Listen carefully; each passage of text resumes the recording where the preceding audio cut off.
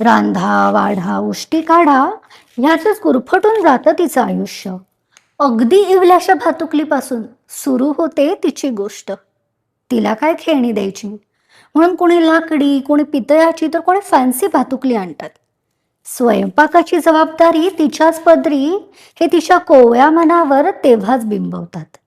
मोठं झाल्यावर सगळ्यांचे टोमणे, एवढं शिकून काय करायचं, नोकरी कर, चार पैसे कमाव, पण शेवटी राबायला या मोठ्या भातुकलीतच यायचे. भूक तर सगळ्यांना सारखीच लागते ना, मग अन्न फक्त तिच्याच हाताने का शिजतं?